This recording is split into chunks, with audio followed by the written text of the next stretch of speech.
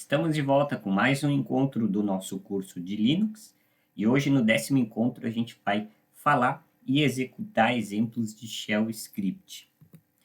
E é muito importante também quando se trata numa gestão um pouco mais avançada das distros Linux. Shell Scripts são scripts de execução em Shell GNU Linux, na linguagem Shell, que a gente usa ali com o Shell, com o Burn Again Shell, com o Z Shell, com um emulador de Shell que a gente tem na nossa distro. Todos os arquivos de codificação Shell, de linguagem Shell, eles têm a terminação .sh. Arquivo.sh, por exemplo, é o nome de um arquivo com codificação cujo conteúdo é em linguagem de programação Shell. Esses scripts eles realizam manipulações em rotinas em Shell GNU Linux, em sistema GNU Linux. Então, o objetivo deles é automatizar muitas rotinas de fazer execução, ao invés de você ficar executando lá vários comandos com argumentos, parâmetros, sujeito a erros, tá? E repetidamente realizar esse tipo de rotina, você simplesmente coloca isso em uma forma de programação, que a gente vai ver na prática ao longo do nosso encontro. Você coloca isso dentro de um arquivo com a terminação .sh, ou seja, um arquivo de codificação de Shell Script, e executa ele sempre que você executar esse arquivo, todas aquelas rotinas que seriam repetitivas, elas serão executadas sem que você precise executar esses comandos repetidamente. Todo arquivo em Shell Script, o .sh, ele possui a primeira linha como que se fosse um comentário, tá? Mas não é considerado um comentário. A gente já vai ver em seguida um pouco mais sobre a sintaxe da linguagem Shell, que começa com a cerquilha, que é o shebang, tá? Ou hashbang, ou poundbang, ou hashpling, tá? Geralmente o pessoal chama isso de shebang, ou shabang. Ele começa com o barra bin barra bash, o barra bin barra sh, barra bin barra zsh, que é a localização padrão do shell que a gente vai utilizar para executar o código dentro daquele arquivo. Então, a primeira linha é sempre essa, tá? A gente começa com cerquilha, o acento de interrogação, identificando que é um shebang e não um comentário de código shell script. A gente já vai ver em seguida vários exemplos e vamos fazer na prática também. Para executar um shell script sem permissão de execução, a gente precisa executar através do comando source ou ponto espaço arquivo.sh ou o shell que a gente quer, por exemplo, bash espaço arquivo.sh, sh espaço arquivo.sh, se é o shell comum, o zshell, zsh espaço arquivo.sh, o corn shell, ksh, arquivo.sh, tá? O que eu quero dizer é o seguinte, a gente precisa lembrar que quando a gente baixa arquivos externos, especialmente esses arquivos de shell, .sh, em uma distro GNU Linux, uma das regras do GNU Linux é todo arquivo externo, ele por padrão não possui permissão de execução. Então, antes da gente querer de fato executar um arquivo de shell, um arquivo .sh, a gente precisa primeiro, anteriormente, né, previamente, dar permissão de execução para depois executar de fato esse arquivo. Então, a gente tem que dar a permissão. Como a gente viu no encontro passado lá com o chmod, a gente pode colocar chmod mais x ou a mais x, identificando que é para todos os usuários, espaço nome do arquivo .sh. Tá? E aí, para executar esse arquivo, a gente simplesmente coloca ponto barra o nome do arquivo .sh ou especifica o diretório em que ele está. Tá? E aí não precisa colocar o ponto na frente. Mais detalhadamente, os scripts eles são utilizados para automatizar tarefas. Isso de uma forma geral, não só falando de shell script. Como configurar ambientes, executar arquivos binários, aqui no caso do GNU Linux, fazer limpezas, gestão de dispositivos. Quando eu digo dispositivos, é questão de processos e services, que a gente viu também no encontro passado, registros, no caso do Windows, etc. Tá? É para automatizar tarefas do nosso sistema operacional, no nosso dispositivo. Essas tarefas elas são conhecidas como Shell Wrapper. Tá? Um exemplo prático que eu posso te dizer de shell wrapper em GNU Linux é, por exemplo, você criar um arquivo de shell script, por exemplo, um arquivo.sh ou configurações.sh, é um exemplo hipotético de nome de arquivo, onde que você execute lá uma codificação, uma programação em shell, que realize a criação de logins de usuários. Então, você vai lá com o comando add user criar vários usuários. Add groups, você vai adicionar vários grupos. Você vai usar o comando mkdir para make directory, para criar diretórios. E depois disso, com o chmod, você pode escalonar privilégios para cada usuário, para cada grupo. O change group também pode criar vários escalonar vários privilégios, criar vários atributos de personalização a essas criações que você realizou, tudo dentro desse código programável. E aí, em vez de você executar comando por comando, você simplesmente permite a execução desse arquivo .sh e executa ele. E aí, todos esses códigos que estão dentro desse arquivo, ordenados e da forma lógica como eles estão inseridos ali nesse arquivo, eles serão executados, toda essa lógica de código dentro desse arquivo, e aí serão realizadas essas criações automatizadas no seu sistema GNU Linux, tá? O kernel GNU Linux, a partir da versão 6.1, ele está sendo atualizado, tá? A gente está tendo uma atualização da linguagem Rust, que também é muito interessante, porque ela fornece ainda mais segurança e muito mais desempenho. Então, tanto até mesmo o Windows, tá? Principalmente o Linux, macOS, que também é derivado do Unix, que também, consequentemente, acaba sendo um GNU Linux por trás dos panos, eles estão recebendo atualizações em Rust, que são várias otimizações em várias partes aí do sistema operacional. A codificação em shell script, ela possui uma lógica procedural, o que a gente chama de cascade, cascata, ou seja, o código é executado de cima a baixo, tá? Então, a primeira linha do código vai impactar nas últimas, ou as últimas execuções serão impactadas de acordo com as primeiras linhas, tá? É uma programação de cima a baixo, ela não é tão modularizada, a gente não consegue criar padrões de desenvolvimento como um MVC ou alguma coisa do tipo. A gente até consegue a possibilidade de modularizar um pouco mais esse código através de funções, que a gente vai ver também na prática aqui no nosso encontro.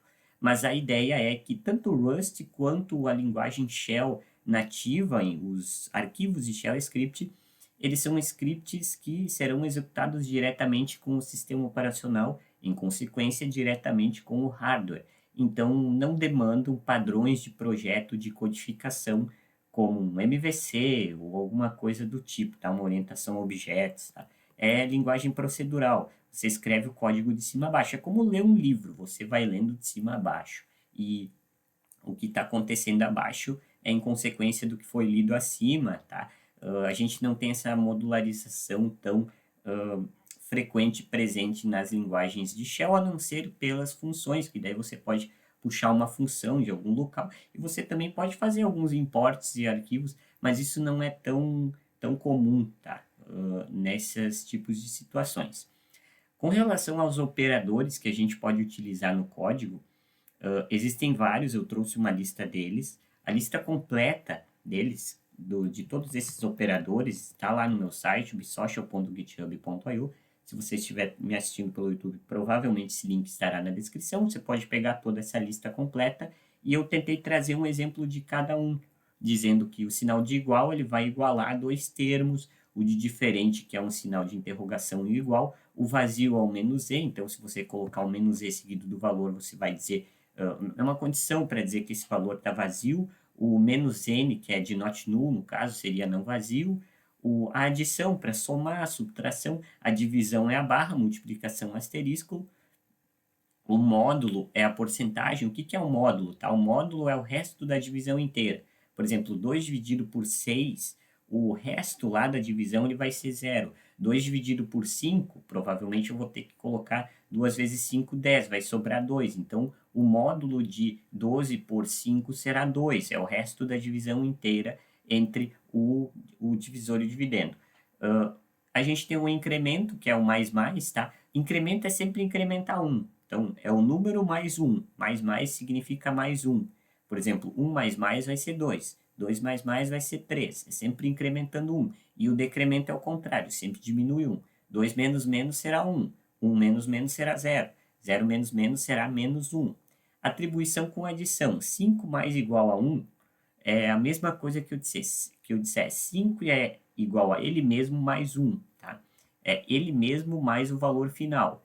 Menos igual a 1 é ele mesmo menos o valor final. Então, 5 é igual a 5 menos 1. Se tivesse aqui 3, então seria 5 é igual a 5 mais 3. 5 é igual a 5 menos 3, tá? Se tivesse 3 aqui.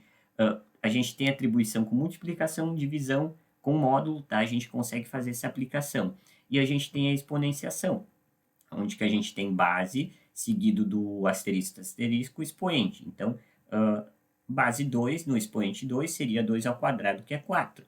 Se eu tivesse um 4 aqui, seria 4 ao quadrado. 4 vezes 4, 16. Então, nessa forma.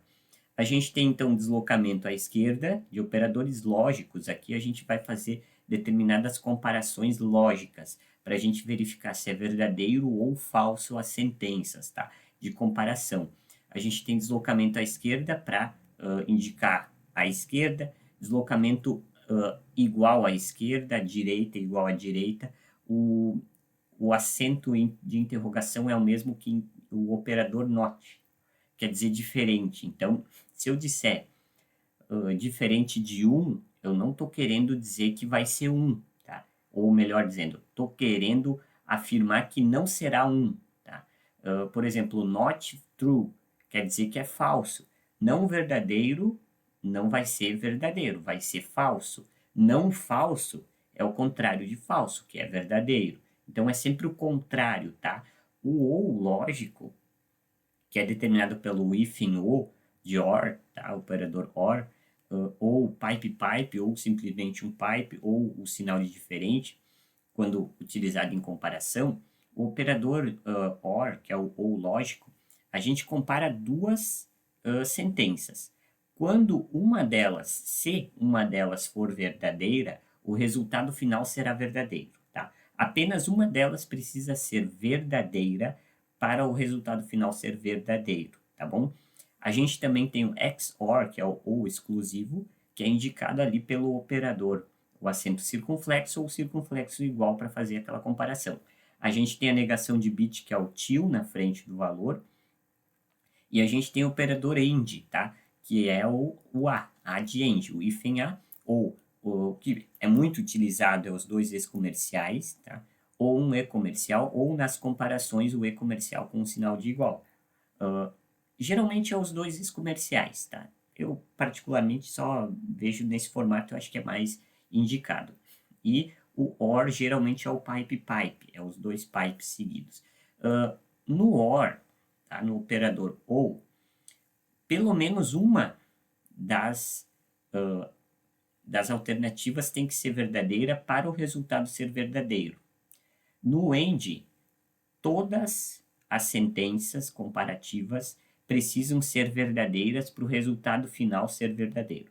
Se uma delas tiver false, se uma delas for false, uma ou mais, tá? Ou pelo menos uma delas for falsa, o resultado final já vai ser falso, tá? Então, tudo tem que ser verdadeiro no AND para que o resultado final tenha que ser verdadeiro. No OR é diferente. Se tiver um verdadeiro, o resultado final já vai ser verdadeiro, tá bom?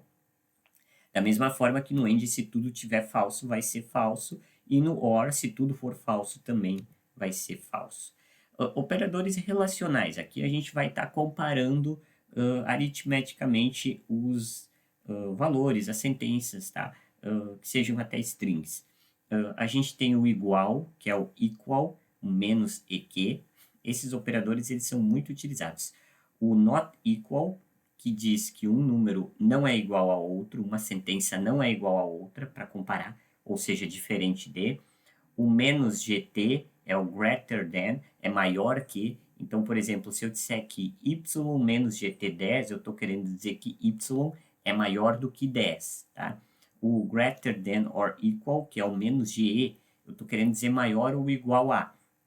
Então, se eu estou querendo dizer S menos GE 6.2, eu estou querendo dizer que o S ele pode ser maior ou pode ser igual à sentença da direita, 6.2, tá? O LT, o less than, tá? É menor que Y menos LT4. Eu estou querendo dizer que a sentença da esquerda, ou seja, a Y, é menor do que 4. Então, pode ser 0, pode ser 1, pode ser 2, pode ser 3, mas não pode ser 4. Ele só será também 4 quando a gente falar que for less than or equal, que é o menos LE.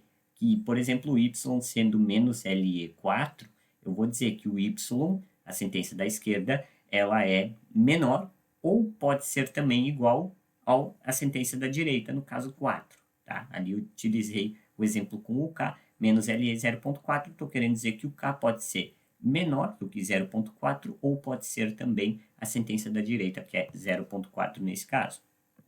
Para a gente comparar. E a gente pode utilizar também operadores em string. Strings são textos, caracteres textuais. Podem ser números, mas números não considerados numéricos, caracteres numéricos. São caracteres de texto, tá? O "-z", ele verifica se o tamanho da string é zero ou nulo, tá? Se eu tenho muitas letras ou não tenho letras, tá? O "-n" verifica se é diferente disso, se é diferente de zero ou não nulo, se ele tem letras. O sinal de igual, ele faz a comparação, verifica se é igual, de diferente também é de diferente. Se a gente tem entre colchetes, tá? E a string dentro, ele também vai verificar se essa string ela não é vazia, se ela tem conteúdo dentro dela. Tá? E a gente tem essa atribuição, que é os dois pontos seguido de igual, é uma atribuição do valor padrão, se a variável se estiver vazia ou não definida. Tá? A gente vai ver isso na prática. E se a gente tiver, ao invés do sinal de igual, depois dos dois pontos, a gente só tiver dois pontos seguidos do hífen, a gente fornece um valor padrão sem alterar a variável original. A gente vai ver isso na prática daqui a pouco. Operadores de arquivo a gente tem vários, tá? Isso aqui é importante, não para a gente decorar, mas para a gente entender que existem várias formas da gente utilizar esses operadores e suas vantagens dentro de um shell script. Por exemplo, o "-a", ele verifica se o arquivo existe. Então, se eu utilizar lá uma condição lógica dizendo que "-a barra etc barra arquivo", ele vai me retornar um verdadeiro se esse arquivo ele existe e vai me retornar um falso se esse /etc arquivo, com o nome arquivo, ele não existe. Tá? Se é um arquivo de bloco, é o "-b", se é um arquivo de caracteres, "-c", se é um directory, "-d", se o arquivo existe, tá? É o "-e", mesmo que se o arquivo existe, é o mesmo que "a". Se é um arquivo comum, um arquivo regular de F de file, tá? Por exemplo, se eu colocar aqui "-f barra etc barra arquivo e esse arquivo ele for um arquivo de bloco, provavelmente eu vou receber uma resposta de falso aqui, porque ele não é um arquivo regular comum, ele é um arquivo de bloco. Então, se eu colocaria nesse caso "-b", ele daria que era verdadeiro, porque é um arquivo de bloco. Tá? O "-g", se esse arquivo possui o SGID, que a gente viu no encontro passado. O "-h", se é um link simbólico, a gente falando de soft link, hard link, tá? Ali a gente usa o "-h". O "-k", se ele possui o bit fixo, tá? Stick bit. O "-p", se é de pip nomeado. O "-r", se ele é legível, ou seja, read, tá? Se a gente consegue ler ele. O "-s", de size, tá? Se ele tem um tamanho maior do que 0. E o "-t", se de terminal, se esse descritor de arquivo está aberto ou associado a algum tipo de terminal que a gente está utilizando. A gente também tem o U relacionado com o SUID, se o arquivo possui. A gente também viu isso no encontro passado. O "-w", de write, que é se o arquivo ele pode ser gravável, ele tem permissão da gente modificar conteúdo nele. O "x" de exec, se ele é um arquivo executável. Então, isso aqui é interessante, tá? Se eu tenho, por exemplo, um arquivo de SH, etc arquivo.sh e eu coloco o menos x na frente, eu vou ter a seguinte condição. Se eu tenho permissão de escrever e modificar conteúdo dentro desse arquivo, a gente vai receber um verdadeiro, um true. Se não tiver permissão, se o nosso usuário da sessão atual, né, que a gente está utilizando ali para fazer essa verificação lógica dentro do arquivo, se a gente receber um falso, esse usuário específico ele não tem permissão de executar esse arquivo, tá? Esse arquivo não tem permissão de ser executado dentro dessa sessão com esse usuário específico. O "-g" maiúsculo, que é de group, tá? Se esse arquivo ele existe, claro, e pertence ao grupo do usuário atual da sessão atual. O "L", que é de link simbólico, L maiúsculo, tá? Se esse é um arquivo de link simbólico e se ele existe, claro, né? O "-n", tá? De null, se ele foi modificado desde a última hora. O "-o" de others, tá? Se o usuário é dono, owner, na verdade, se o usuário é dono do arquivo. O "s" de socket, se é um arquivo de socket. Tanto o G, L, N, O, S eles precisam ser especificados em maiúsculo, caso contrário, eles serão, ali, por exemplo, o S maiúsculo, se é um arquivo de socket, se eu colocar minúsculo, a gente vai fazer a verificação se o arquivo tem tamanho maior que 0, de size. Então, S minúsculo, a gente vai estar usando o operador de size, e o maiúsculo, a gente vai usar o operador de socket, para verificar se é um arquivo de socket. Então, a gente tem que entender que é case sensitive nesse caso, ou seja, diferem-se as letras maiúsculas das minúsculas. Quando a gente compara dois arquivos e coloca o NT, newest to, tá? É mais novo que. Eu estou verificando se a sentença da esquerda é mais nova do que a sentença da direita, ou seja, se a data de criação de um vem antes que a de outra, tá? Ou, aliás, vem depois que a de outra, tá? Para ser mais novo. E o contrário se for o OT, old to, se for mais velho que a sentença da direita, tá? São esses os operadores de arquivos. E aí a gente consegue, assim como na aritmética, a gente consegue aqui colocar, agrupar, tá? Determinados blocos de código. Então, a gente tem que entender quais são os sinais de blocos e agrupamentos. As chaves, eles agrupam comandos em bloco, tá? Sempre quando eu tenho parênteses, eu estou executando um subshell, que a gente vai ver em seguida. Quando a gente executa comandos em subshell, a gente tem o dólar, no caso, né, o cifrão na frente do subshell específico, que é um shell dentro de um shell, que vai retornar um resultado. Tá? A gente vai fazer isso na prática depois. Quando a gente tem dois parênteses aninhados, a gente testa uma operação aritmética, retornando 0 ou 1, ou seja, 0 para false e 1 para verdadeiro, true. Quando a gente tem esses dois parênteses aninhados dentro de um subshell, a gente vai retornar um resultado. Tá? A gente não vai retornar só verdadeiro ou falso, a gente vai retornar um valor, tá? Geralmente numérico.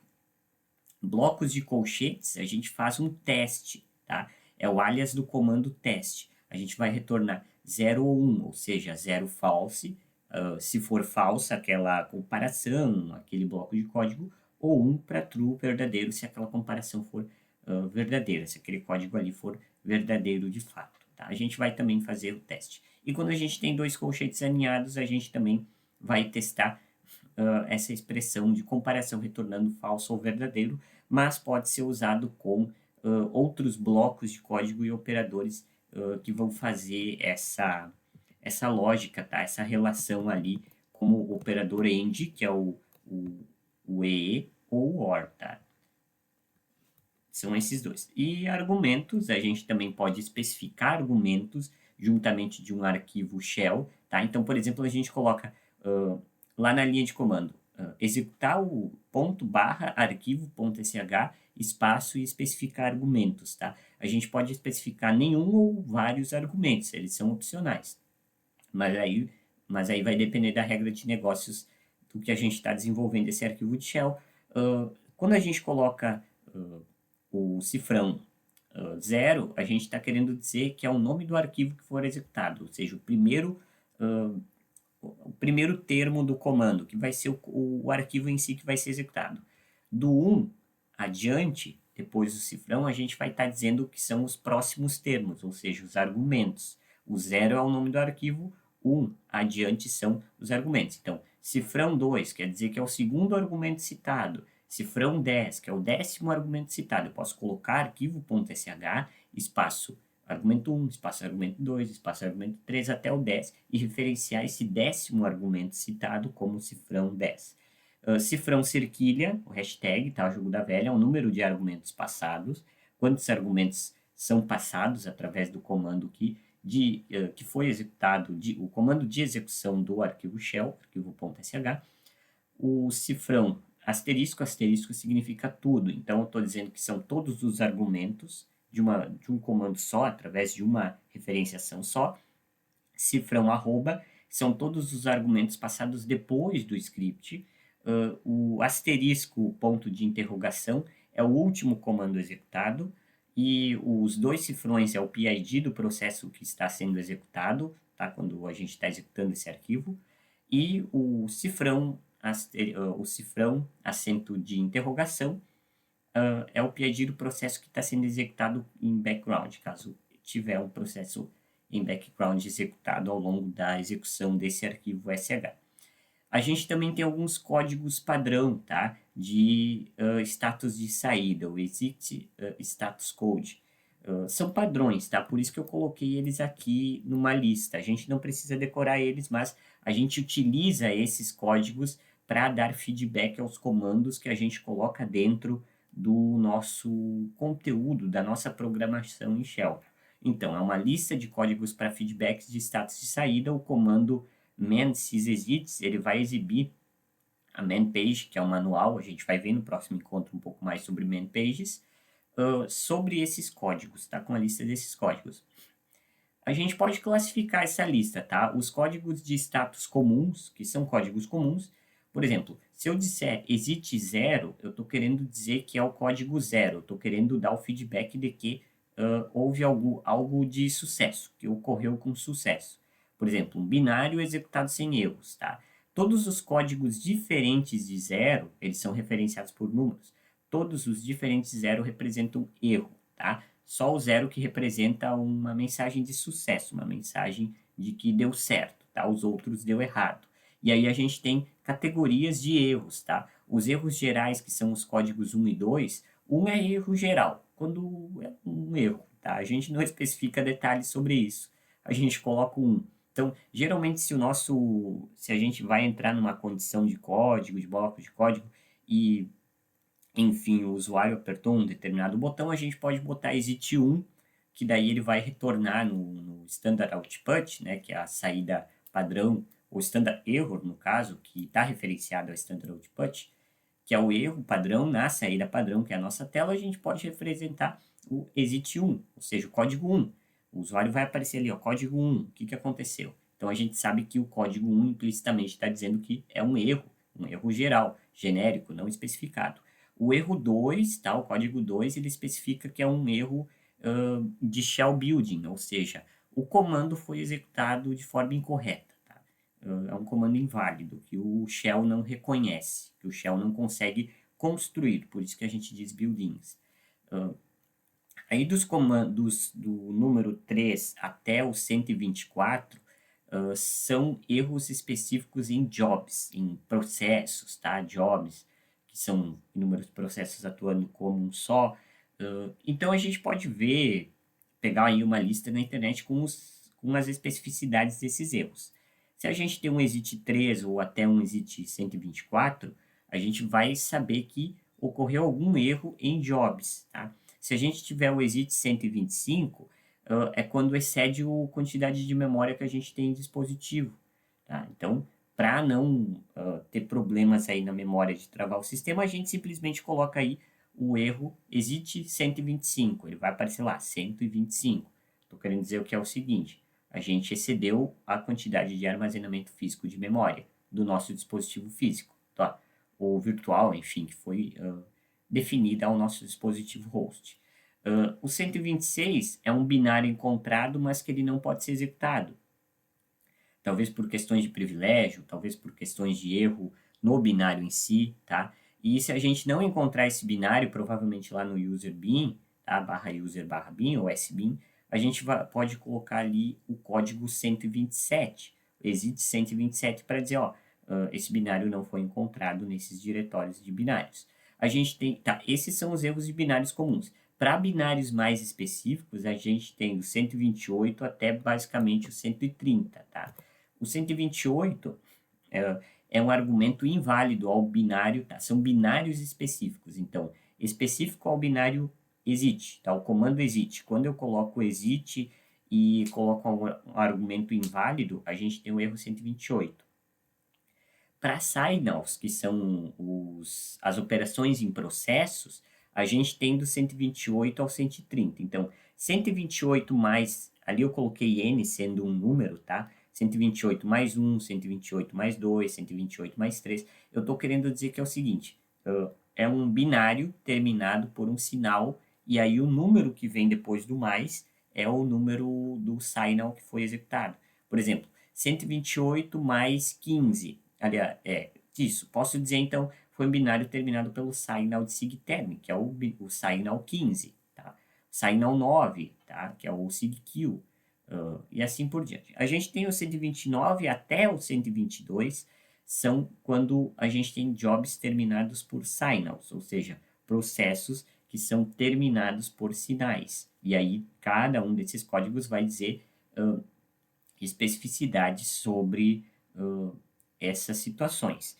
E no 130 a gente tem um job terminado, um processo terminado pelo seguinte, que é o mesmo que a gente dá aquele Ctrl+C para cancelar a operação. É o mesmo que a gente disser que é o código 130. E a gente tem do 137, 143 e 255 são os erros de jobs e programas específicos. Então, quando um processo, um job é terminado pelo signal 9, o sigkill, a gente tem o 137. Então, quer dizer que é o 128 mais 9, 137. Tá?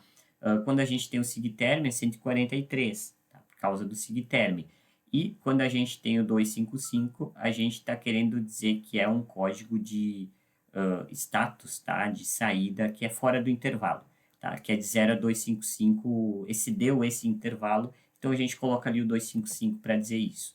Um exemplo de código dentro de um arquivo de shell script, por exemplo ali, um arquivo de título arquivo.sh é esse aqui, tá? A gente tem o shebang, que é o primeiro comando, que é basicamente como se fosse um comentário, só que o acento de interrogação na frente, ele não deixa referenciar isso como um comentário. Né? Na última linha é um comentário, em cima é o shebang.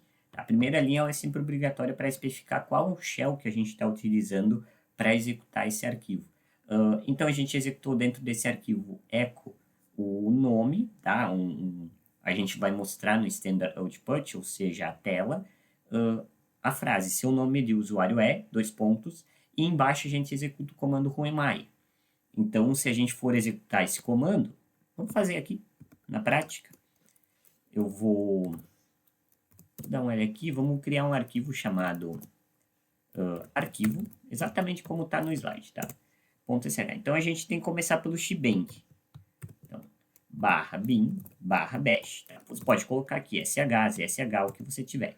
Então, echo, o usuário é, dois pontos, o comando que diz o nome do usuário, whoami, tá? Ou pode ser também user, tá? Também, uma variável. E aqui um comentário. O comentário ele não afeta o código, tá? Se a gente tentar executar esse arquivo, a gente não vai ter, aliás, eu estou executando aqui o diretório, tá? Se a gente ter, por quê? Porque o Ubuntu ele já me protegeu aqui. O que acontece é o seguinte, se eu tentar executar, vamos colocar aqui tentar executar arquivo.sh, ele nem autocompleta para mim. Por quê? Porque esse arquivo, ele não tem permissão de execução ali, ó. A gente tem, ó, rw, rwr, então o nosso usuário, a gente tem permissão o quê? RW. É um arquivo regular, rw hífen, a gente não tem permissão de execução. de execução. Então, a gente precisa da permissão de execução. A gente só consegue ler e escrever nesse arquivo. Então, vamos botar aqui arquivo.sh, tá? Vou colocar aqui a senha de administrador. E agora, tá? A gente viu que as cores mudaram. Tem um asterisco, nesse caso, depois do SH e tá em verdinho, tá? Se eu colocar o comando de novo, a gente vê que tanto o nosso usuário como o nosso grupo, ele deu permissão de execução, inclusive para outros também, tá? Agora, se eu for, ele autocompleta para mim, executando aqui o comando, tá? Vamos colocar aqui o código desse arquivo.sh, é esse código, tá? Executando o arquivo.sh, aí, ó. O usuário é, e seguido do Roemai, que é o Psocial, tá? A gente fez isso na prática. Legal? Então, é assim que é um arquivo de shell script. A saída de dados, que é o Standard Output, nesse caso a tela, tá? Está configurado nativamente nos sistemas GNU Linux como a tela. A gente tem através do comando echo, a gente pode definir uma variável, tá? É o cifrão seguido do sinal de atribuição ao valor, e a gente pode atribuir, nesse caso o primeiro é global, tá? O segundo caso a gente coloca o export para exportar para as outras seções, as outras CTYs do sistema, então vai se tornar uma variável global, acessível a todos os usuários no sistema através do export. Echo A, ele vai mostrar o valor da variável A. Então, se eu, por exemplo, colocar aqui, vamos lá, vamos com o nano arquivo.sh, colocar uma variável x igual a 1, e eu colocar depois do Roemai, echo, o valor de x é, e referenciar a variável com um cifrão na frente, que eu executar esse arquivo, ele vai mostrar o valor da variável x que a gente setou como 1, tá? A gente pode fazer a entrada de dados que a gente já vai ver em seguida. É o Standard Output, que é a tela, tá? A gente pode redirecionar para um arquivo, a gente pode colocar duas variáveis, uma do lado da outra, concatenar, né? A gente diz de juntar elas, colocar uma do lado da outra, utilizando a vírgula, ou também utilizando simplesmente o espaço. Eu posso colocar variáveis globais, tá? Por exemplo, echo host name. Então, a gente vai fazer isso aqui e eu posso colocar o seguinte, ó. O nome do dispositivo é... Também eu posso concatenar hostname e o usuário atual é user, tá? E aí a gente pode executar o arquivo para dizer, tá? Nesse nosso caso da VM, a gente colocou o nome do host, tá? E da máquina, no caso, e do usuário como sendo o mesmo, tá? Mas o nome do dispositivo é o Psocial, e o do usuário atual também é o Psocial, tá? Só querendo dizer que a gente pode referenciar, tá, as variáveis que serão indexadas por seus valores. A gente pode usar o caractere escape, que é o contrabarra, tá? Para ignorar o comando, para considerar isso aqui como sendo um texto, ele vai mostrar no Standard Output o cifrão nome, ele não vai mostrar o valor da variável nome. Posso referenciar uma variável com outra, tá? Aqui a saída será Maria, mesmo eu colocando o nome sendo em branco depois, tá? Ela vai ser considerado Maria. Variável de valor inicial, tá? Após expansão. Esse comando aqui, eu vou utilizar o comando de expansão, que é o seguinte. Ele vai printar o valor dessa variável uma vez. Depois ele volta a ser o valor que era antes, tá? Essa é a saída de dados, Standard Output, padrão, que nativamente o GNU Linux traz como a tela. O stdin, Standard Input, que é a entrada padrão, que é o teclado nativamente no GNU Linux, é feita através do comando read. Então a gente vai criar um arquivo aqui chamado arquivo2.sh e a gente vai colocar uma entrada de dados aqui. Tá? Vamos colocar o shebang /bin/bash. Pronto, aqui ó, read. Vamos fazer o seguinte, só um echo primeiro. Echo informe um nome. Tá? 2 pontos. E aí eu coloco o read, nome da variável. Vamos colocar nome. Tá? E depois eu coloco echo o nome informado é, concatenamos com a variável nome. Tá? O que a gente tem que fazer? Dar permissão de execução para o arquivo 2.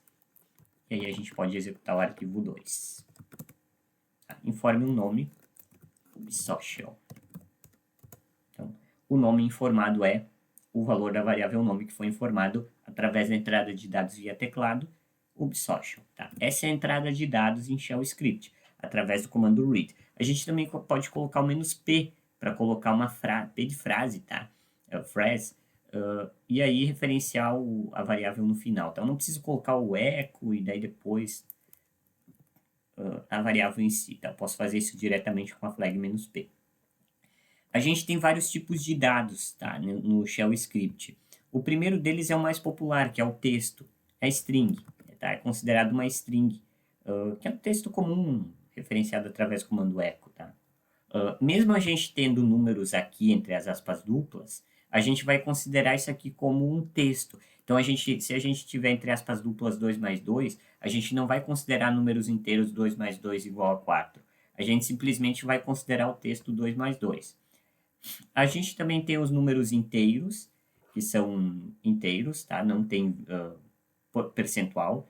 Os ints, tá? O texto é string. Inteiros são integers. Reais, que não são representados por vírgula, mas sim por ponto. Por exemplo, 12.41, 12.4, 2.0, 12.41644, ou coisa do tipo. São float ou double, que são números reais, que têm casas decimais, tanto faz quantas. Boolean, que são booleanos, que são verdadeiro e falso. 0 ou 1, nesse caso do GNU Linux, tá? Do Shell. 0 é considerado false, ou seja, falso, e 1 é considerado true, verdadeiro. A gente também tem listas de números, tá? A gente representa os valores dessa lista entre parênteses e os valores dentro separados por espaços. A gente tem listas de strings, onde a gente tem uma lista com vários valores strings separados por espaços. A gente tem arrays. Arrays são várias listas mais complexas, tá? A gente tem várias informações. A gente consegue pegar as chaves, tá? O que é uma chave, tá? É a posição. É a posição que esses dados estão. A gente vai ver isso melhor em dicionários, tá? A gente pode pegar aqui todas, através dessa referenciação. A gente pode pegar a chave 2, tá? Vale lembrar que a chave começa no 0. Então, aqui, o maçã é a chave 0, a chave 1 é banana, a chave 2 é laranja, a chave 3 é goiaba. Se eu quero pegar a fruta 2, vai ser o elemento 3. Por quê? Porque começa no 0. Então, fruta 0 é maçã, fruta 1 é banana, fruta 2 é laranja. Nesse caso aqui, a terceira fruta é laranja, porque ela está no índice 2, tá? No index 2. 0, 1, 2, laranja, que me retornaria laranja. O tamanho do array, o que é tamanho do array? Array é lista, tá? List, array. O tamanho é a quantidade de índices, tá? Que esse array tem. Quantos índices ele tem? Aqui no caso tem 4, tá? O tamanho seria 0, 1, 2 e 3. Então, são 4 índices, tá? A gente tem um dicionário, e aí o dicionário é o que a gente chama o declare, tá? O dictionary, que é um array associativo, onde que a gente tem pares de key value, ou seja, chave e valor. Chave seria o dado e o valor é o valor daquele dado. Por exemplo, chave Brasil vai ser Brasília, chave Goiás vai ser Goiânia. Então, ali, hipoteticamente, está nos dizendo que é um dicionário, um array associativo de capitais, tá? Então, a capital do Brasil é Brasília, a capital de Goiás é Goiânia. Sempre que eu querer mostrar o valor da variável do dicionário, isso aqui é o nome dicionário, tá? Eu posso colocar o nome que eu quiser. Vamos dizer que seja capitais, tá? Sempre que eu referenciar capitais Brasil, ele vai trazer o valor disso, que é Brasília. Tá? O unset ele apaga. Tá? O set ele modifica, o un de desfazer, ele apaga a modificação, ele apaga, no caso, a chave, e aí vai deixar de existir Goiás. Isso aqui vai deixar de existir, vai existir só Brasil. Para iterar, para mostrar todos os valores, a gente faz uma estrutura de repetição for, que a gente vai ver mais para frente ao longo do nosso encontro, tá? Desses dois formatos. Ok? Eu trouxe alguns exemplos em Shell Script para a gente. A gente tem a entrada e saída de dados. Vamos ver aqui. Eu trouxe dentro de um diretório chamado arquivos Shell, tá? Arquivos Shell, CD. Vamos entrar nesse diretório. E eu tenho 10 arquivos de Shell Script aqui, onde que a gente vai encontrar alguns exemplos, tá? Do arq1 até o arq10. O cat-arq1, que é o primeiro arquivo de Shell Script, vale lembrar que todos esses arquivos eles já estão com permissão de execução. Então, eu vou executar o arquivo 1, que foi o que a gente fez na mão, né? Arquivo 1, .sh, ele vai executar o nome do usuário.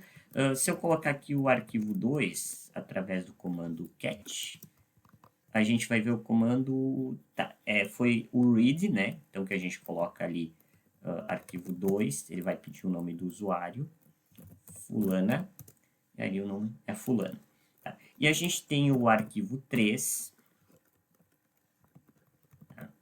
Arquivo 3.sh, vamos ver o conteúdo desse arquivo, onde que a gente vai ver o comando binário, a estrutura de repetição if, tá?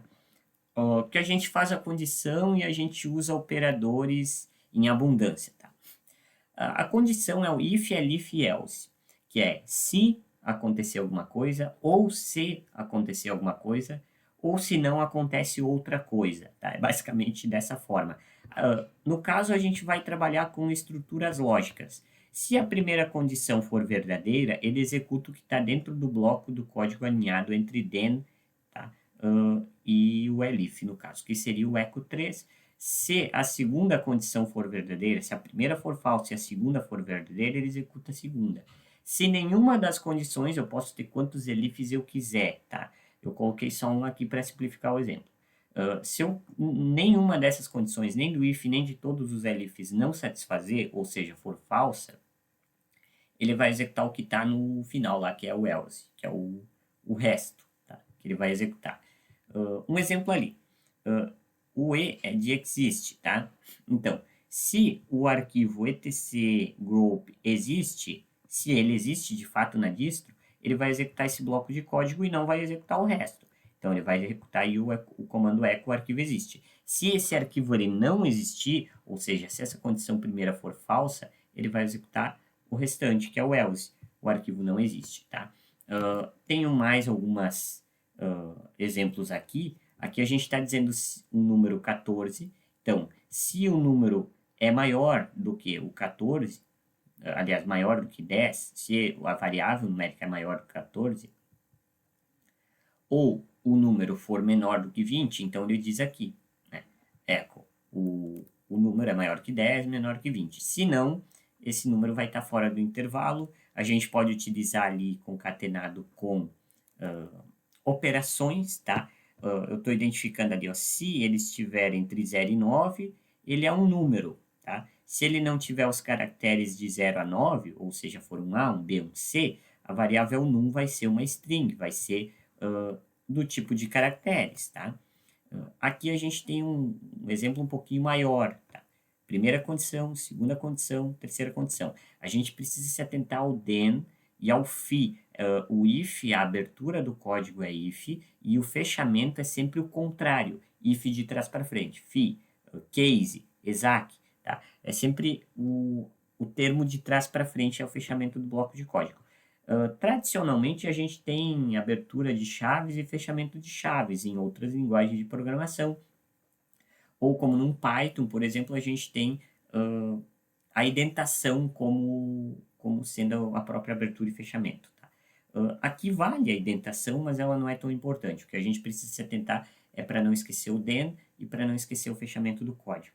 Em alguns casos, o ponto e vírgula que também é importante. Tá? Então, a gente fez ali, ó, se a primeira condição, se o arquivo 1 for igual ao arquivo 2, eu vou estar comparando, tá? E também, se o arquivo 1 for diferente do arquivo 3, ou seja, aqui a gente tem um AND lógico. As duas condições terão de ser verdadeiras para o que está dentro do bloco do if ser executado, tá? Então, se a primeira condição for verdadeira, ou seja, o arquivo 1 for igual ao arquivo 2, e também esse arquivo 1 for diferente do arquivo 3, eu executo. A saída 3, tá?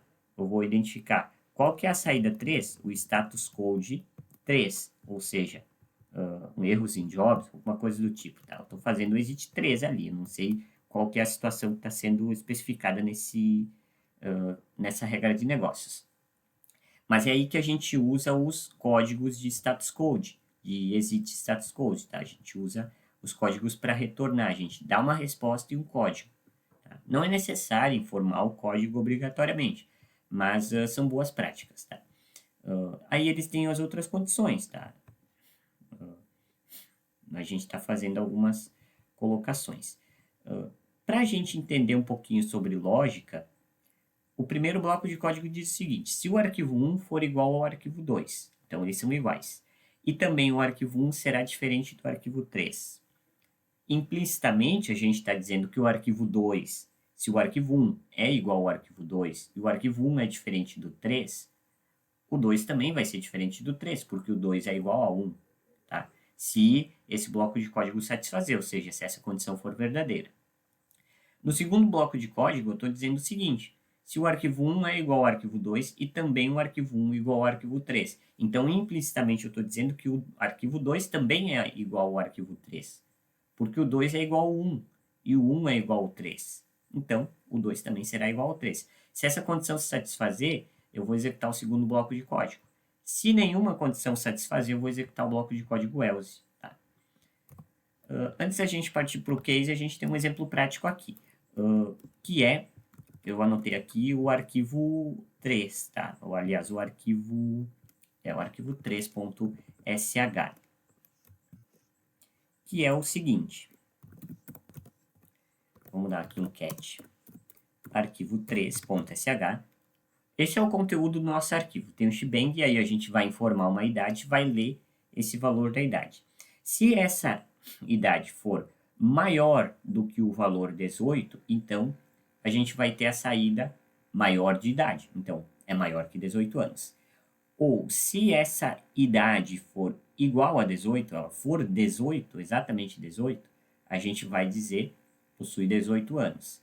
Se essa idade não for nem maior que 18, nem igual a 18, vai ser o resto. Então, só nos resta acreditar, logicamente, que essa idade é menor do que 18. Então, a gente vai executar o bloco else de menor de idade.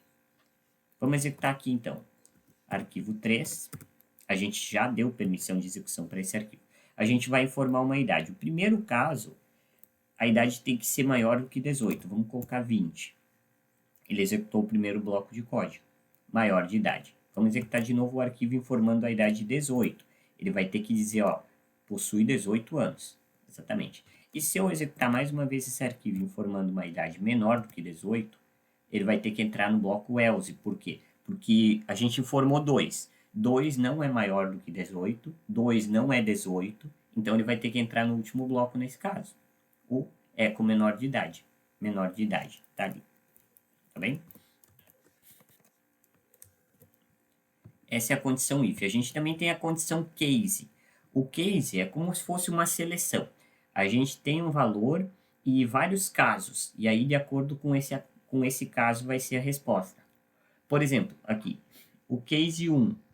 Caso o valor dessa variável tiver caso 1 de resposta, a gente executa um comando. Coloca 2 pontos para separar os blocos de código. Se for o valor caso 2, aqui a gente coloca o valor, fechamento de parênteses e o comando que será executado. Por final, a gente coloca o resto, tá? O resto a gente coloca o asterisco, fecha o parênteses e o comando se não satisfazer nenhuma das condições acima, ou seja, se nenhuma das condições acima for verdadeira, tá? Se todas forem falsas, ele vai entrar no último bloco de código. Isso aqui pode ser código inline, ou seja, tudo numa única linha, ou eu posso colocar em várias linhas. Tá? O que está dizendo aqui que é o fechamento, fim do bloco de código? São esses dois ponto e vírgula seguidos na sequência. Tá? Então, estou dizendo que fechou o código por ali, vai ter que entrar no outro bloco de case. É o caso. Tá? Caso for um valor, executa. Caso for outro valor, executa o outro. Tá? Tem um exemplo ali, cor azul. Tá? Caso o valor for preto, ele vai executar eco, preto é a cor escolhida. Caso o valor for azul, que é o que vai acontecer, ele vai executar azul é a cor escolhida. Tá? A gente está executando um código aqui, a gente pode executar inúmeros códigos. Tá? A gente só vai parar quando colocar os dois pontos e vírgula seguidos. Caso o valor for vermelho, ele vai executar. Tá? Caso não for nem preto, nem azul, nem vermelho, ou seja, ser tudo falso, ele vai entrar na última condição do asterisco ali, vai dizer, ó, outra cor foi escolhida, e fecha o bloco de código com o contrário de case, que é Isaac. Tá? A gente tem aqui um exemplo, que é o arquivo 4. Eu vou entrar aqui na nossa VM. Vamos mostrar aqui o conteúdo do arquivo 4 para a gente entender. Tá? Shebang, então, ali, informe o tipo de moradia. Então, a gente vai ler uma variável chamada moradia que a gente vai informar. Caso a pessoa informe casa, a gente vai retornar o código, o comando echo mora numa casa. Apartamento mora no apartamento. Sobrado mora no sobrado. Loft mora no loft. Flat mora num flat.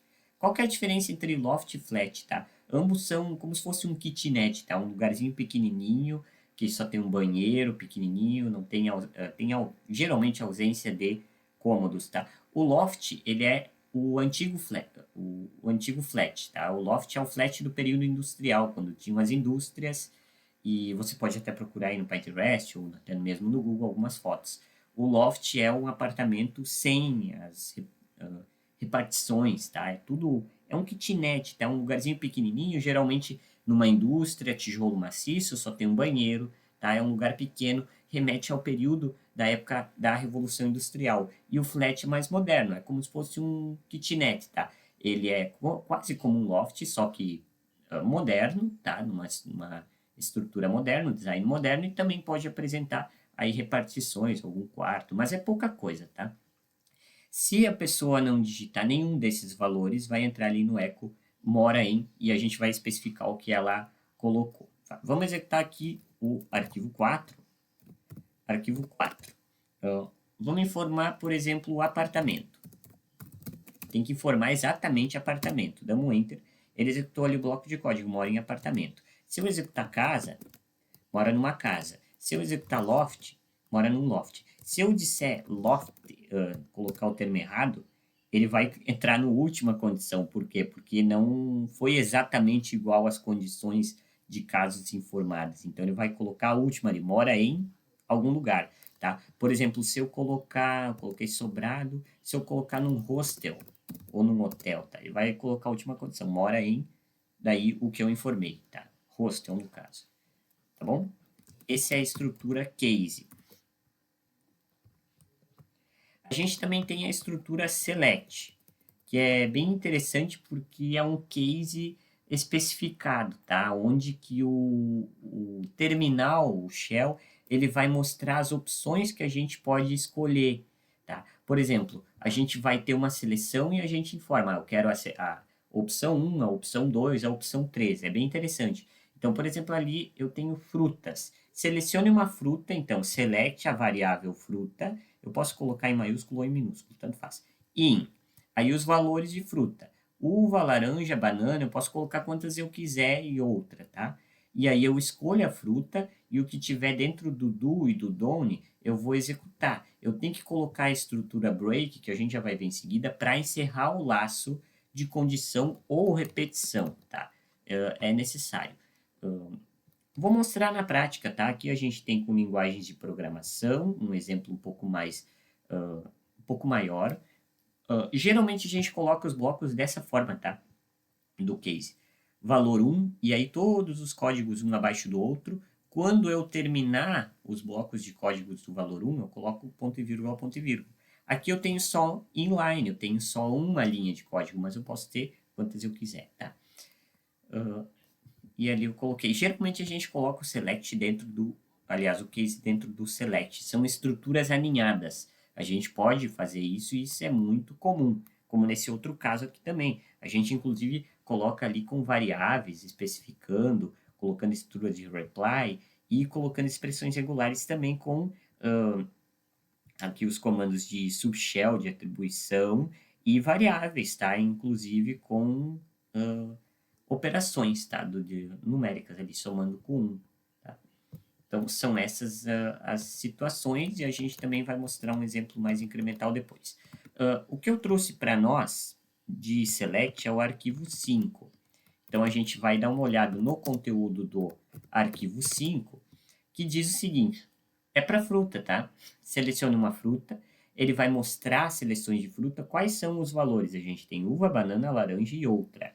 E quando eu escolher uma opção e executar, ele vai retornar para nós. A fruta escolhida foi a fruta que a gente informa, tá? Vamos executar aqui o arquivo 5. Então, ó, ele mostra as opções, a gente coloca, por exemplo, a opção 2, dou um Enter, tá? Ele vai dizer para a gente, ó, fruta escolhida, banana. Tá? Eu posso personalizar essa saída, o que tiver dentro do do e do done, claro. Se eu não colocar o break, ele repete, ele vai pedir de novo, infinitamente, tá? Até eu dar um Ctrl C, provavelmente. Tá? Mas se eu colocar o break, ele vai só repetir uma vez. Se eu colocar aqui, por exemplo, a opção 1 e apertar o Enter, eu vou ter uva. Se eu apertar a opção 4, eu vou ter outra, tá? Que é a opção final. São as opções. A gente tem que colocar um número limitado de opções. A gente, inclusive, pode criar um select com opções dinâmicas, tá? Eu não preciso declarar fixamente essas opções. Eu posso criar uma estrutura de repetição, que a gente vai ver em seguida. Por exemplo, um loop, um for, que cria dinamicamente essa estrutura de opções que eu tenho. Por exemplo, eu tenho uma lista de um Excel ou de um arquivo de texto que eu quero pegar e que cada um desses valores será uma opção. Então, é uma estrutura um pouco mais dinâmica. A gente também tem o Dialog e o Zenit, tá? Eu não vou fazer isso na prática, mas a gente tem um exemplo de Dialog e de Zenit. O Dialog é um pop-up de diálogo no modo CLI, tá? É o que a gente está vendo na esquerda. Então, sempre que a gente tem esse comando aqui, ó, dialog, e a gente tem as flags, a gente tem o menos menos title, seguido do título, que mostra ali em cima, por exemplo, ali o título foi determinado o valor confirmação. Menu, então a gente tem um menu de escolha, como referenciado ali num case, tá? A gente pode fazer esse menu de escolha dinâmico, geralmente é. A gente tem um input text, tá? Que é o que está sendo feito aqui no exemplo. Enfim, a gente tem descrições, label para colocar texto, e em interface gráfica, o dialog é no modo CLI, tá? Linha de comando. E na interface gráfica a gente tem o Zenit. Ambos os dialog e o Zenit precisam ser instalados. Eles geralmente não vêm nativos nas distros GNU Linux. O Zenit, ele faz o mesmo que o dialog, só que no formato de interface gráfica. Quando a gente fala de laços de repetição, o que a gente diz, os loops, serão estruturas de código que serão repetitivas, repetidas infinitamente, desde que aquela condição satisfaça, ou seja, verdadeira, tá? Até que seja informado para que um break ali, um comando de parada da estrutura de repetição, ou até que a condição não satisfaça, seja falsa, aí o que está dentro do bloco de código não será executado. Por exemplo, aqui a gente tem o for e o comando for é para. Para cada valor, a gente vai ter uma iteração. Iteração são as vezes que todo esse bloco de código dentro do do e do done será executado. Se eu tenho 3 iterações aqui, 1, 2 e 3, eu vou executar 3 vezes o comando que está aqui dentro desse bloco de códigos. A gente pode colocar inline separado com ponto e vírgula nessa sintaxe. A gente pode colocar intervalos, por exemplo, do 1 ao 10, tá? Então, eu vou iterar 10 vezes, eu vou executar esse bloco que está dentro do bloco de código 10 vezes, tá?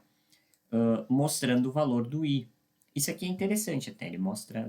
E eu posso colocar na ordem decrescente, posso colocar o valor primeiro, o maior primeiro e o menor depois, para a gente fazer na ordem decrescente, tá? A gente pode colocar em sequência, por exemplo, de 1 a 100 pulando de 5 em 5, então eu vou mostrar 5, 10, 15, 20, 25, até chegar no 100.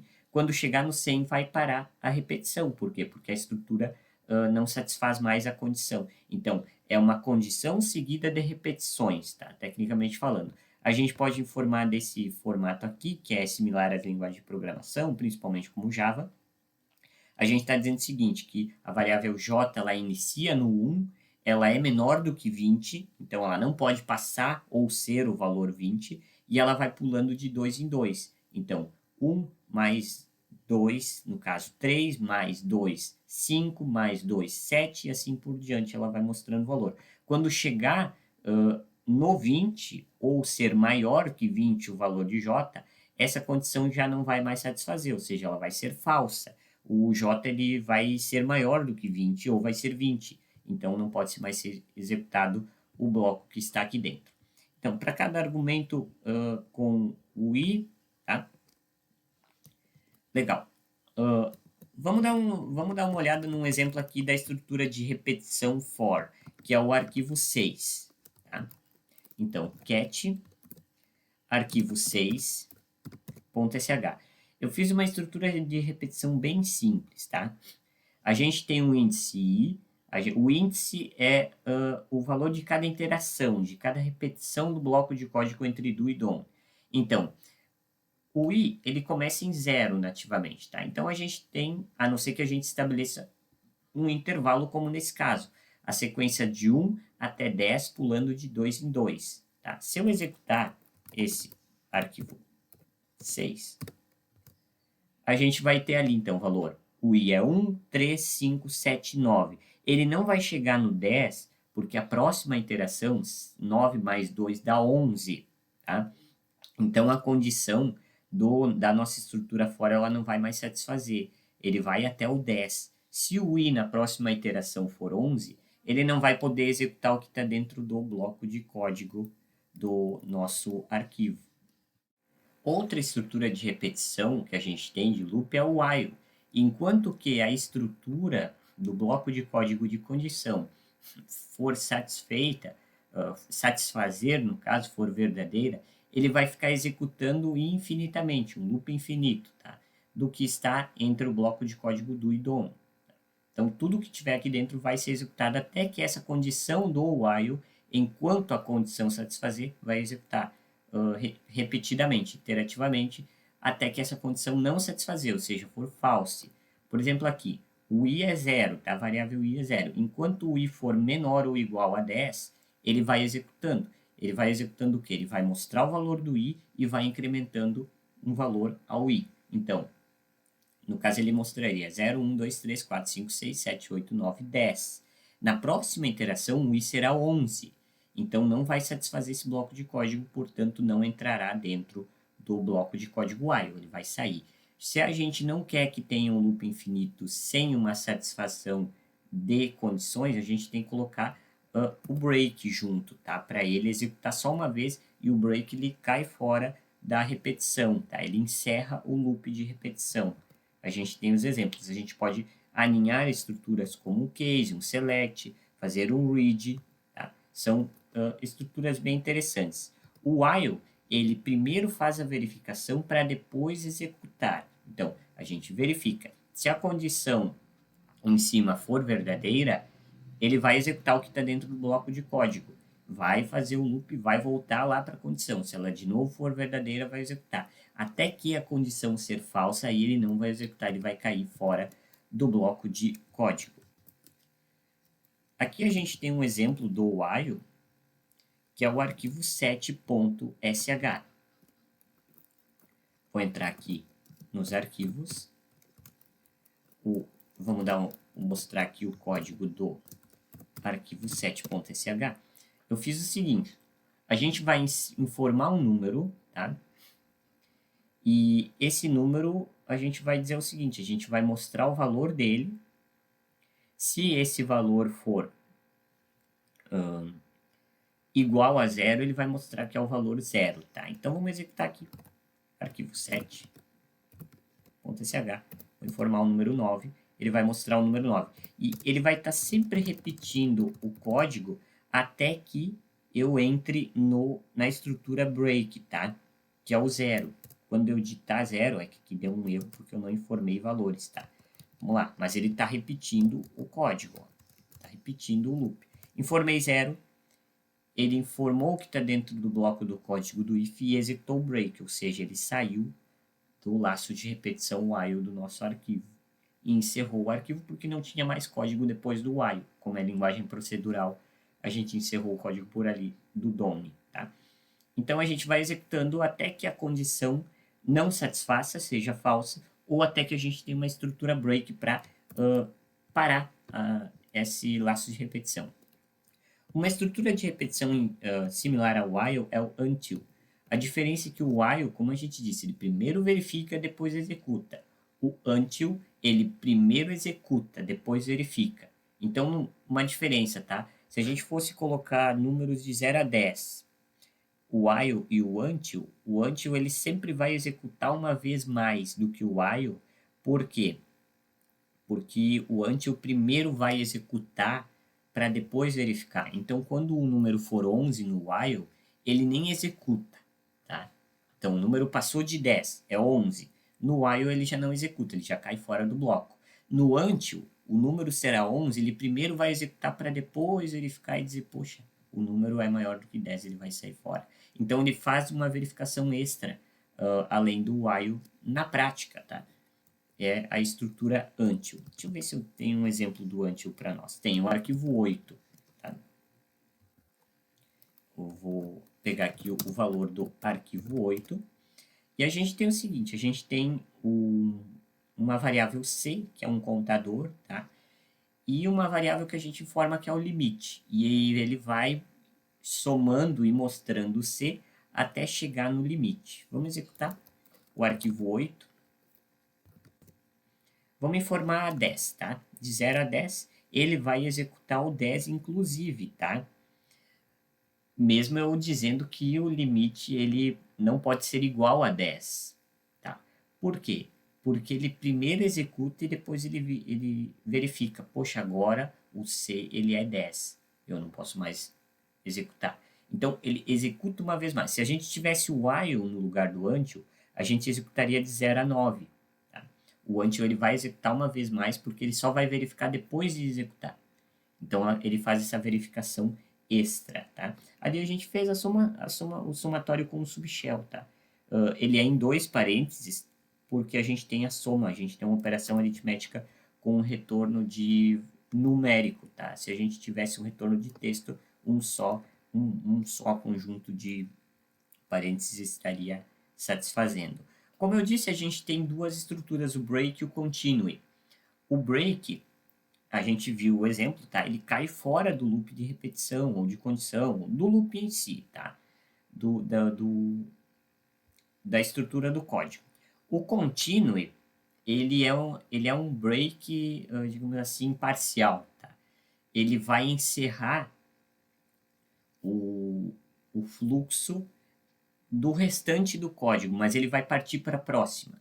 É basicamente um partir para a próxima, tá? Sempre quando eu tenho continue, ele passa para a próxima iteração. Então, o que está abaixo do continue, como aqui a linguagem procedural, o que está embaixo do continue daí não será executado. Ele passa para a próxima iteração, ele volta lá para o topo para executar novamente, tá? A gente tem alguns exemplos práticos do break do continue aqui. Você pode testar mais na prática. E a gente consegue modularizar um pouquinho essa linguagem procedural do shell, criando funções, as functions. Essas funções elas podem ou não ter um valor de retorno. Tá? Eu trouxe alguns exemplos. Como é que a gente faz uma função? Tá? Qual que é o valor de uma função? Uma função a gente pode definir em qualquer lugar do nosso arquivo. Não importa se é antes ou depois. E a gente tem que chamar ela sempre depois, claro, porque a função precisa existir. Mas a questão é o seguinte, é uma forma da gente evitar a replicação de código, tá? Então, para evitar essa redundância de código, a gente coloca uma estrutura dentro de um bloco de código, que a gente chama de função, e sempre que eu querer executar esse bloco de código, eu não preciso executar todos esses comandos de novo. Eu só chamo o título do bloco de código, o título da nossa função, que tudo que está dentro dela automaticamente será executado através da referenciação dela, do nome dela, tá? Por exemplo, sempre que eu querer executar o echo olá, eu não preciso executar echo olá, eu simplesmente chamo minha função, que é o nome da função. A função ela é executada nesse formato, function, nome da função, parênteses, entre chaves, o bloco de código que está dentro da função. Pode ser uma linha inline, tá? Pode ser inúmeras linhas. Geralmente são inúmeras linhas, tá? Vai depender aí do caso, da regra de negócios. Um exemplo de função que eu tenho aqui, eu tenho dois exemplos. O arquivo 9, ele nos mostra uma função sem retorno, que é a função básica. Então, vamos botar aqui cat arquivo 9. E aí a gente tem a seguinte, uma função de nome olá, sempre que eu chamar a função olá, no caso eu estou chamando olá lá no fim do arquivo, tá? Sempre que eu chamar essa função olá, vai ser executado o que está dentro do bloco de código dessa função olá, ou seja, o echo olá user do dispositivo hostname. Então vamos executar o arquivo 9. Ó, a gente chamou, tá? A gente está chamando essa função uma vez. Mas se a gente quiser chamar essa função inúmeras vezes, vamos colocar um pouco mais de texto, tá? Vamos colocar um echo chamou função, tá? E eu vou chamar essa, vamos colocar várias linhas de código, tá? Vamos colocar echo olá, vamos colocar mais algumas coisas, echo olá 2 e por fim um echo olá 3. Pronto. Sempre que eu chamar olá, toda essa estrutura será executada, que é o que está dentro do bloco de código da função. E nesse arquivo eu chamei a função olá uma vez, mas eu posso chamar ela várias vezes ao longo do nosso arquivo. Por exemplo, aqui eu estou chamando ela 5 vezes. Então, ela vai ser chamada 5 vezes. Eu não preciso executar todos esses códigos. É só eu chamar essa função sempre que eu quiser, tá? Essa é a função comum, sem valor de retorno. Ela pode mostrar um retorno na tela, como a gente viu, ou ela pode simplesmente executar uma operação sem valor de retorno, tá? A gente está fazendo exemplo com echo, tá? Mas eu posso fazer o seguinte, eu posso criar um comando de criar um diretório, mkdir, um diretório chamado teste e um arquivo chamado arquivo. Tá? Eu, na verdade, vou fazer isso aqui, né? Touch arquivo e mkdir teste. E aí, a gente pode executar, vai dar algumas funções, tá? Porque os arquivos já existem. Você vai ver que a gente criou o arquivo e criou o teste ali, ó. O arquivo, tá? Vamos dar uma olhada aqui, ó. Archive e teste, que é o diretório, ambos que nós chamamos do código de dentro da nossa função, ó, mkdir teste e touch archive. Tá? Esqueci do O no final. Mas é assim que a gente chama uma função. E o arquivo 10, ele traz com um valor de retorno, tá? Uma função, ela não precisa retornar um feedback ao usuário, tá? Ela pode simplesmente executar um bloco de código. Mas quando a gente quer retornar, return, um feedback ao usuário, a gente usa o valor de retorno, tá? Que é referenciado por isso aqui,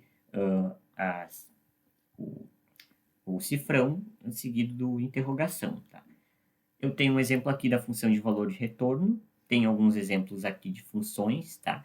Aqui, inclusive, eu coloco com parâmetros, tá?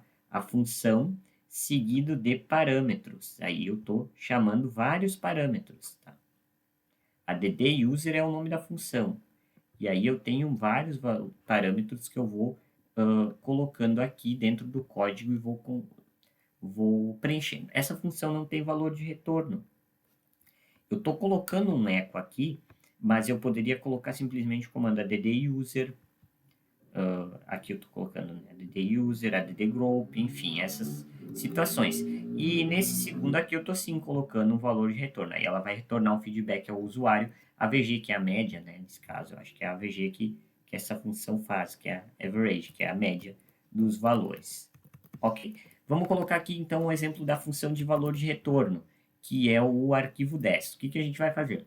A gente vai ler dois valores, o valor 1 e o valor 2, e vai executar a função soma, onde que a gente vai somar esses dois valores, tá, informados por nós, usuários, através do standard input, o stdin, e vai colocar em standard output, stdout, o valor de retorno dessa função, que é o resultado da soma entre esses dois valores.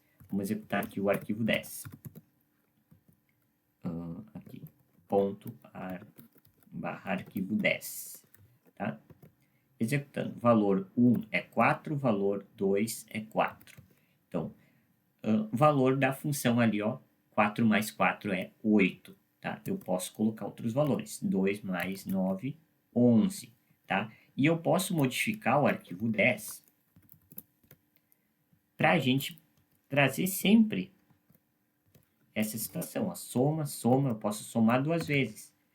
Aí a gente pode executar de novo, ó, 2 mais 2, aí a gente faz essa função duas vezes, ó, só o valor de retorno, tá?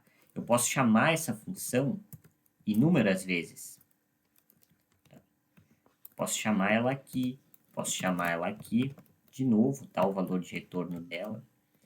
E eu vou chamar a função aqui inúmeras vezes, tá? Soma, soma, soma, para a gente executar esse bloco de código muitas vezes, que é o objetivo da função. Então, eu estou chamando ali. Claro, o valor de retorno ali foi resetado, no caso, eu coloquei ali de propósito, porque a gente já chamou ele uma vez, tá?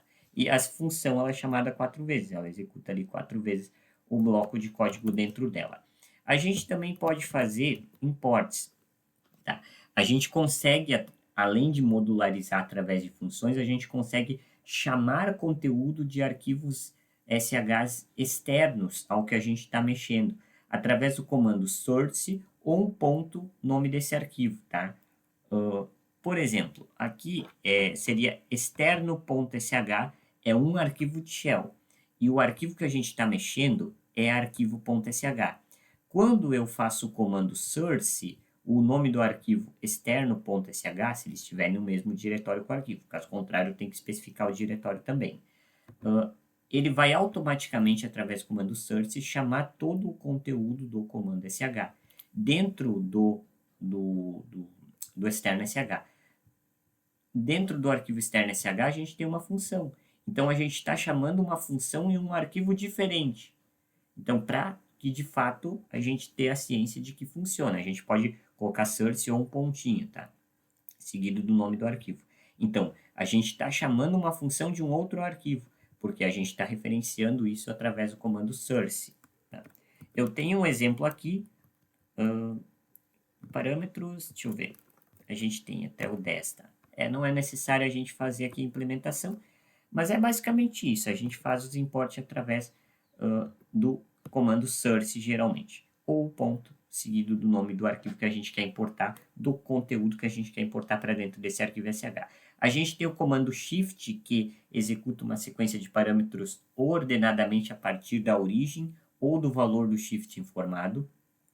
Então, a gente executa uma função, né? Diga olá, é o nome da função. Mas a gente pode colocar parâmetros também. Diga olá, espaço 1, espaço 2, informando parâmetros, tá?